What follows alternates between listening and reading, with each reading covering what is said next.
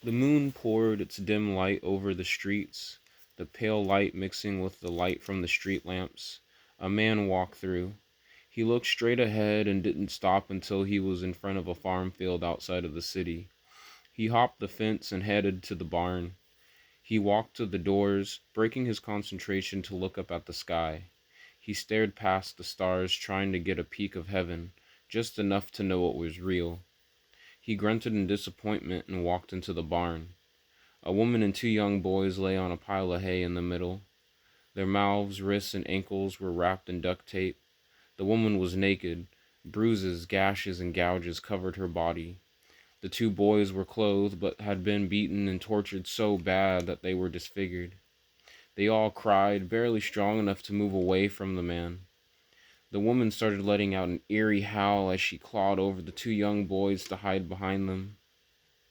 The man walked over to a gas can and began to pour, and as he poured the gasoline, the woman began to cry and shake. The boys didn't understand until the man threw a lighter down and a fire began to grow. And he turned and walked out as it grew larger.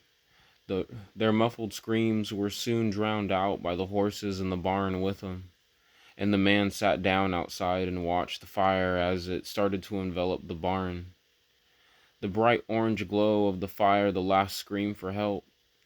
The man sat for hours watching as the barn became brittle, and after a few hours the man pulled out his phone and dialed 911. He put it down as it rang and stood up. 911, what's your emergency? The operator asked. The man silently looked down at the phone, then back to what was left of the barn. The operator repeated their question, but the man simply began to walk into the fire. His screams echoed through the night sky, his only audience the moon, and the fire roared and ate until nothing was left of the man and his family except ash.